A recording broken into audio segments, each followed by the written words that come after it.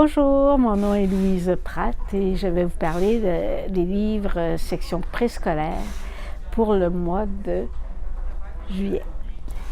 Alors, ce personnage que vous connaissez peut-être et sinon, il gagne à être connu, c'est Petit Pois. On est dans un monde miniature et c'est charmant. Illustration délicate et un texte spontané, dynamique. Alors, Petit Pois, cette fois-ci, d'ailleurs, Petit Pois fait toujours des dessins. Il dessine, puis là, il se dit que ce serait peut-être le fun de partir une école de dessin. Alors, il va partir son école de dessin, et puis voilà, dans un grand tronc d'arbre, hein, c'est immense pour Petit Pois, un tronc d'arbre. École de dessin, inscription. Et là, il y a toutes sortes d'insectes qui vont venir s'inscrire pour faire ce cours de dessin. Première journée, crayon, aquarelle, nature morte, portrait. Alors, chacun y va de son style. Mais, il y a un des personnages, Tarentule, qui s'appelle Miguel, fait le bizarre de dessin. On lui demande de faire un coquillage, elle fait des petits pois. On lui demande de faire un portrait d'oiseau, elle fait encore des petits pois. Alors, c'est vraiment étrange. Voici Petit Pois ici qui se demande, mais qu'est-ce que c'est? Mais qu'est-ce que je vais faire avec cet élève-là? Alors, à un moment donné, ils vont même aller visiter un musée, ce qui est très inspirant. Et un jour, ils vont faire l'exposition de tous leurs dessins, leurs œuvres qu'ils ont fait pendant le cours. Eh bien, surprise, surprise, Tarentule, c'était pas si bête qu'il faisait. C'était du pointillisme. Alors, sympathique histoire que je vous recommande.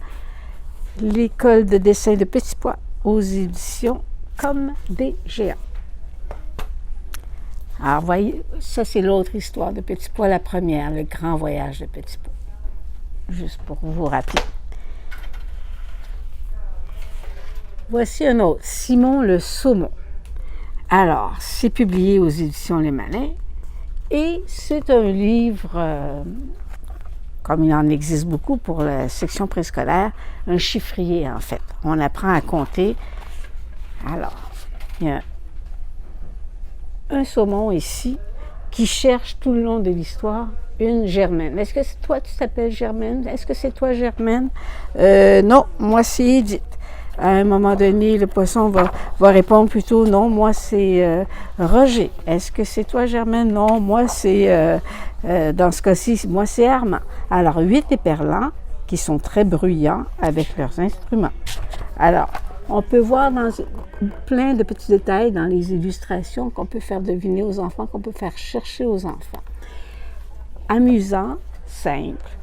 Et à la toute fin, la Germaine, ben c'est une baleine finalement. Et puis, complètement à la fin du livre, on nous explique, on nous raconte, on nous présente les différents poissons que nous avons ici dans l'environnement Québec, dans nos lacs, dans nos rivières. Alors, c'est intéressant, c'est de saison en tout cas. Juste pour voir, même juste pour voir les dessins, c'est un livre absolument charmant, inspirant. Alors, c'est cette petite fille-là qui, toute la journée, une de ses passions, c'est d'observer. Je connais bien ça, c'est ce que je fais aussi souvent. Alors, observer. Mais là, cette fois-là, elle aperçoit dans ses jumelles quelque chose de différent. Un arbre, des branches d'arbres beaucoup plus haut que d'habitude. Alors, elle décide de partir pour voir ça de plus près. Et finalement, ces bois appartiennent à un élan. Alors, pourquoi tu fais pousser? Qu'est-ce qui arrive? Et je veux juste voir jusqu'où ça va aller. Alors, elle lui demande la permission de pouvoir aller en haut de ces bois. C'est chose qu'elle va faire. Et tout le long de son parcours, elle va rencontrer toutes sortes de personnages. Alors, c'est simplement, comme je vous dis, très joli. Petit texte court et sympathique aussi. Alors, je vous le recommande. Juste pour voir aux éditions Maison d'édition Elisa. Toi aussi tu comptes. Eh bien, on ne parle jamais assez d'émotions. auprès des enfants, surtout cette clientèle, je vous dirais 3-6 ans, ils ne savent pas toujours comment exprimer leurs émotions. Alors ici, on passe par toutes sortes d'émotions, on nous présente toutes sortes d'états et c'est un texte succinct, des illustrations claires et nettes. C'est joliment dit. Et c'est un bon moment pour parler d'émotions aux enfants. De toute façon, l'estime de soi, c'est bien important.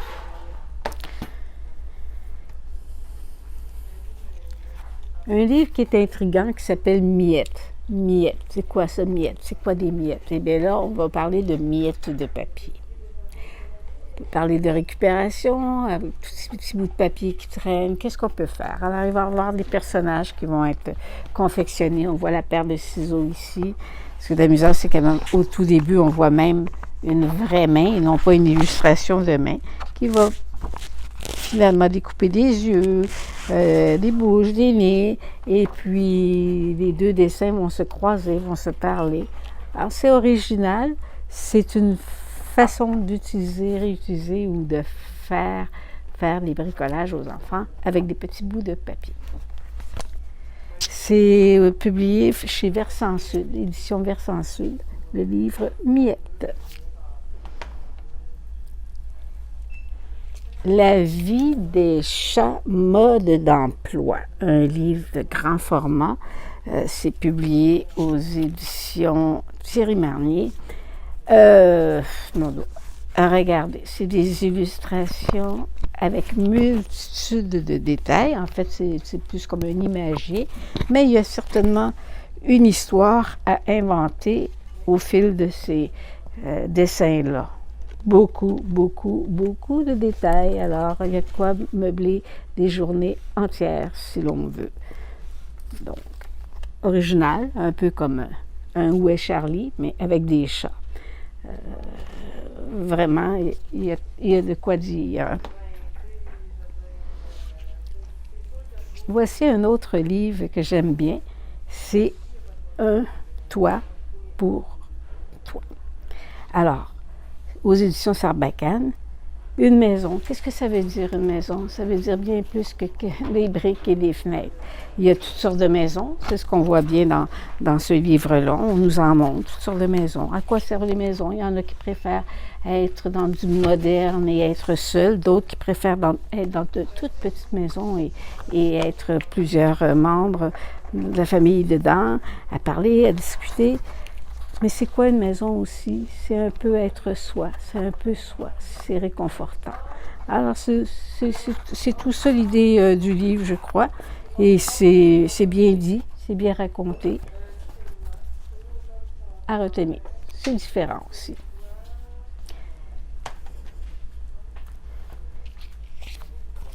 Piranha. Qu'est-ce que c'est que cette histoire? Hein? Alors, c'est aux éditions Père Fouettard.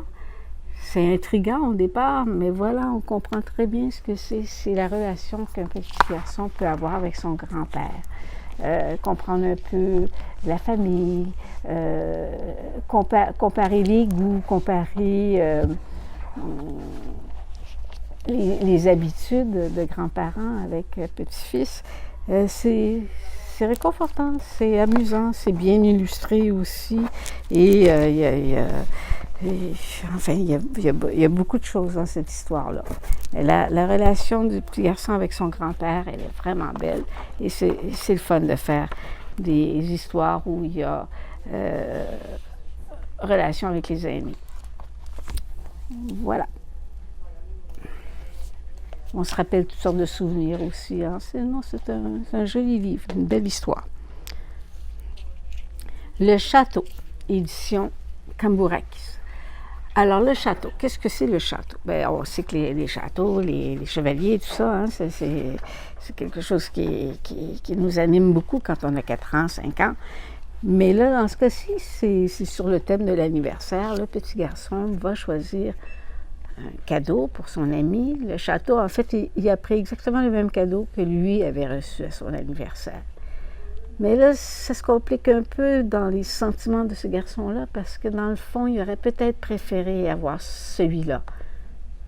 Donc, c'est un peu de l'envie, devenir envieux, désirer. C'est intéressant de voir ça dans une histoire parce que c'est pas rare que l'on vit ça, même en tant qu'adulte. Parfois, on va acheter un cadeau qu'on aimerait bien s'offrir soi-même. Alors, c'est bien. C'est un thème récurrent, je dirais, pour la petite enfance.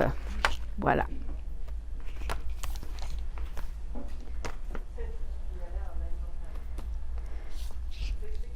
Alors, même mes rêves, publié aux éditions Gauthier-Langros. En fait, c'est un livre pour parler de l'Alzheimer. C'est pas le premier, il n'y en a pas tant que ça, mais celui-ci, vraiment, il est notable. Il aide vraiment à comprendre l'état Alzheimer. Pas toujours évident pour un petit de voir sa grand-mère dire des choses qui sont des fois sans queue ni tête. Alors, dans cette histoire-là, on comprend très bien cet état-là. Et ça nous fait aimer la relation que l'on peut avoir avec un grand-parent, même si c'est pas comme d'habitude. Alors, un bon livre sur le sujet.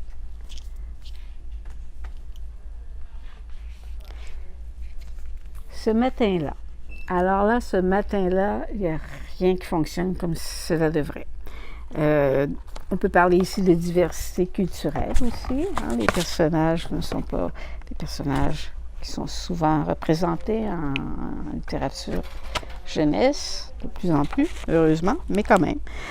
C'est juste que ce matin-là, le soleil ne s'est pas levé. Donc, le coq n'a pas chanté. Donc, ça bousille la vie de tous les habitants du village.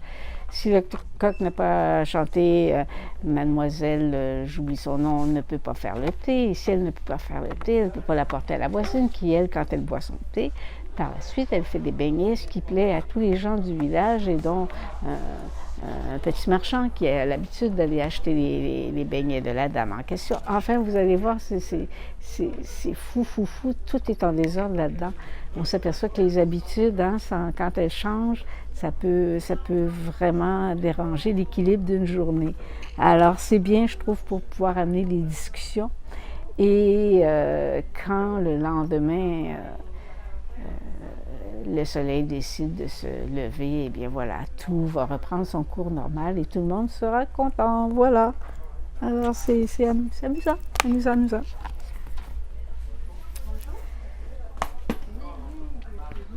Alors je vous ai gardé un dessert pour la fin. Pourquoi tu pleures? Ah, pourquoi tu pleures? Quel drôle, quel bizarre de titre.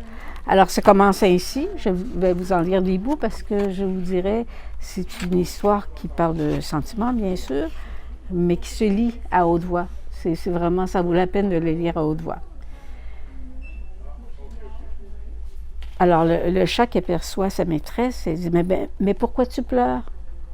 Alors, là, pas du tout, je pleure des yeux, c'est différent. Tu pleures des yeux. Et tu bruines, tu pleuvines, tu pleures à verse ou tu pleures comme une vache qui pisse? Tu pleures de joie, tu pleures de rire, c'est vrai que toutes sortes de pleurs. Tu pleures d'avoir trop plu, tu pleures de quoi? Je pleure d'orage. Ça me gronde, ça me tonnerre en dedans. C'est joli, n'est-ce pas? Ça me souffle, ça me bourrasque la tête, c'est comme une tempête.